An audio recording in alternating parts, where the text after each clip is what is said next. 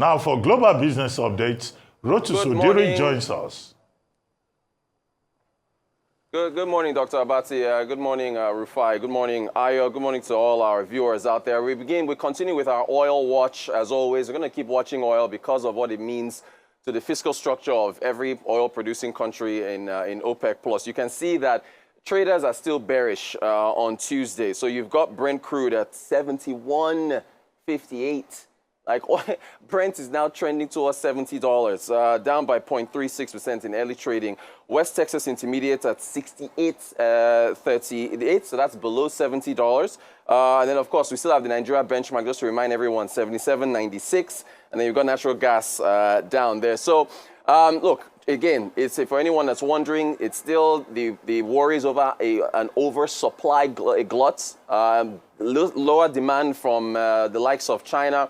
And also, worries about where the U.S. economy is going, which, of course, will be discussed in the debate tonight. Asian markets were mixed in early trading today. You can see that the Shanghai Composite Index was up. Mainland China's index was up, and that's because of China's trade data for August. We'll get to that in a moment. The Nikkei 225 in Japan, that was down.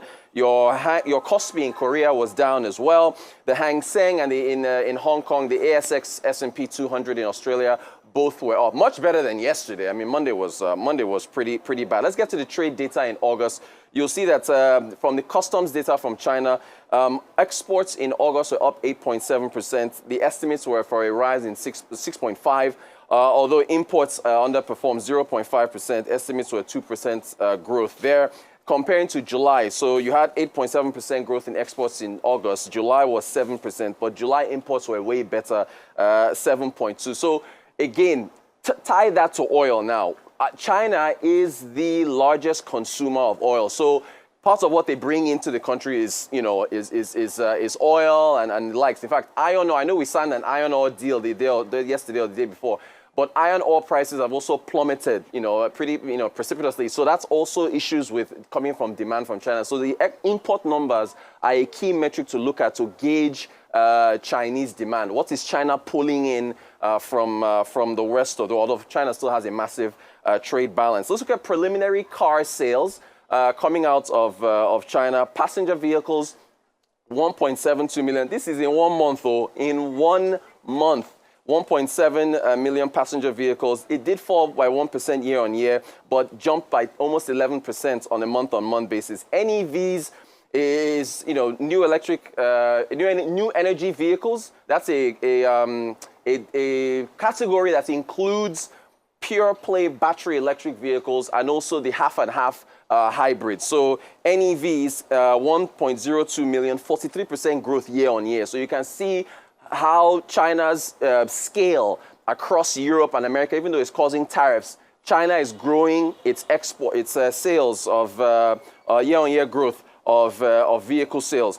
Then they broke it down further by Tesla and BYD. So Tesla China, 86,000 vehicles sold, exports 23,000, BYD exports 30,000, and so on and so forth. This is coming from the CPCA, China Passenger Car Association. So now, that dovetails into Europe and the competitiveness of the European economy. Super Mario was speaking yesterday to the EU. They tasked him with putting together a report on EU competitiveness. The EU has fallen behind China. It has fallen behind the United States.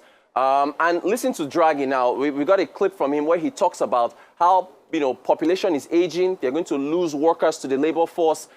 Growth has stagnated, and he talks about how a massive investment, in fact, he said it was about 800 billion euros a year, 750 to 800 billion, that will be needed in order to get Europe to catch up with America and China.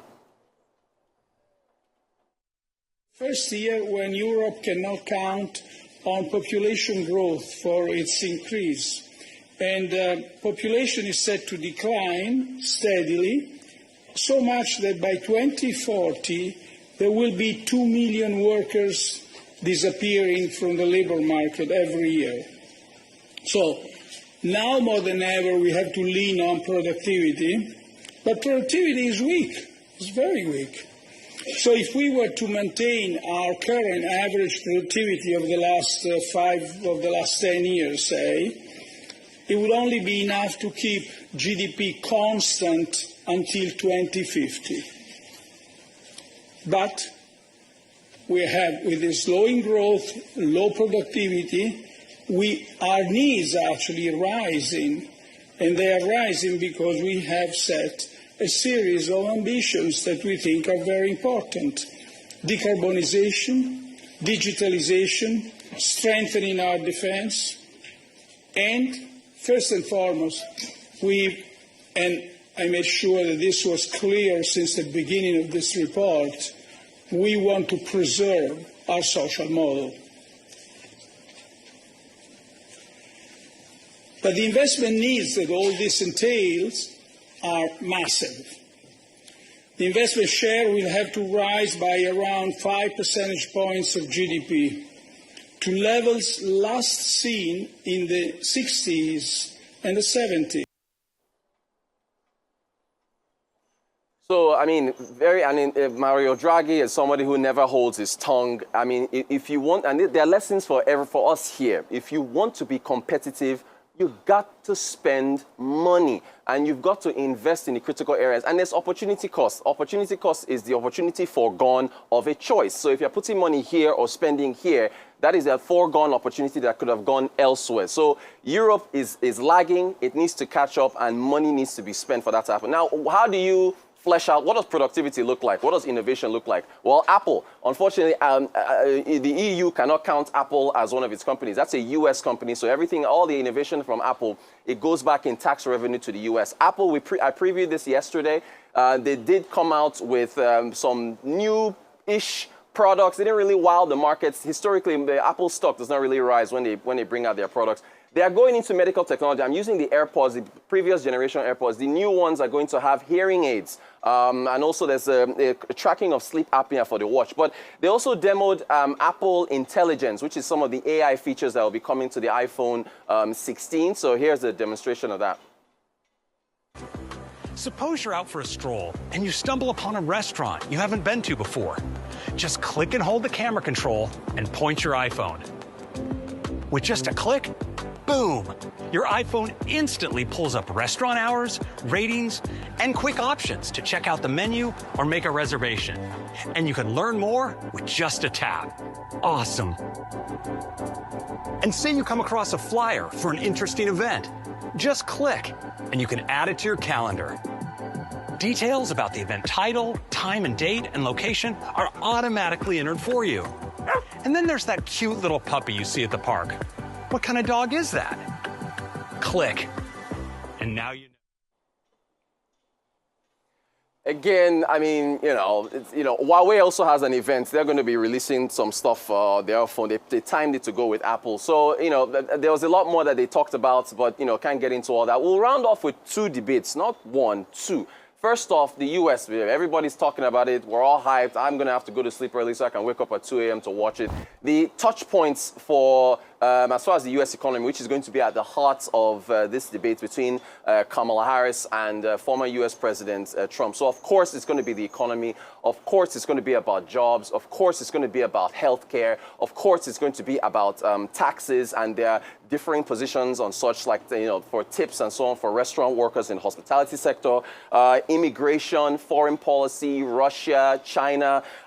You've got the Second Amendment. There was a shooting that happened in Georgia recently, whether or not, you should have assault weapons bans and so on and so forth. And then reproductive rights. Harris is ahead of Trump in terms of, as far as the polls are showing with women, but about 15 points on that topic, while he leads with men. So a lot of that. But beyond the hype of the US and this big debate, what about us here in Nigeria? We have a big election coming up on September the 21st. You've seen the rallies and the ads. Will Edo State residents get or deserve a gubernatorial debate? Our Edo State faction at the Arise News Network. For Delta State, of course, Arise News, everybody remembers, we hosted a gubernatorial debate for Delta State. Other states have held us. Will the candidates of the APC, PDP, and the Labour Party, the leading candidates, host a debate to talk about Edo's economy, rubber, palm, oil palm, IGR and things like that? I think that should be put together, and the Edo State residents deserve that. That is our update for today. All right, well, thank you very much, Rotus. We're out of time, so we cannot delve deep. Some really important topics you brought in this morning. Unfortunately, we can't get into that today. Hope to see you at 11 for Global Business Report.